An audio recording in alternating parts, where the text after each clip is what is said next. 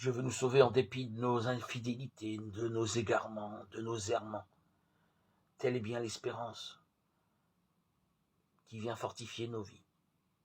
Nous n'avons rien à craindre de la colère de Dieu, dont l'Ancien Testament se fait l'écho parce qu'elle n'est en réalité que l'expression de la puissance de son amour, qui détruit le péché et non pas l'homme pécheur.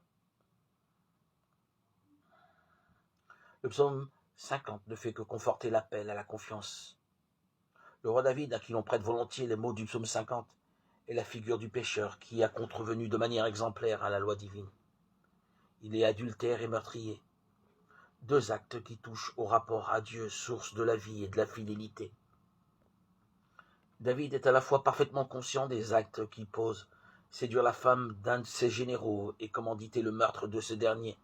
Il ne le fait pas par hasard, et cependant,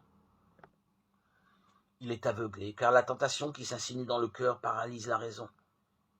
Il faut le récit en parabole du prophète Nathan, pour que les écailles lui tombent des yeux et qu'il se reconnaisse pour ce qu'il est, un pécheur. La force de David réside dans sa confiance illimitée, non en lui-même, il a bien vu ses limites, mais en Dieu. Il a compris l'intention divine. Je pardonnerai leurs fautes, je ne me rappellerai plus leurs péchés. Jérémie 31-34. Quand même, j'aurai sur la conscience tous les péchés qui se peuvent commettre. J'irai le cœur brisé de repentir, me jeter dans les bras de Jésus. Car je sais combien il chérit l'enfant prodigue qui revient à lui.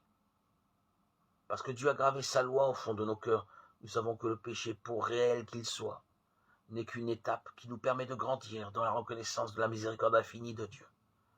Se reconnaître pécheur, c'est dans le même mouvement confesser cette miséricorde. Pitié pour moi, mon Dieu, dans ton amour. Efface mon péché, lave-moi tout entier de ma faute.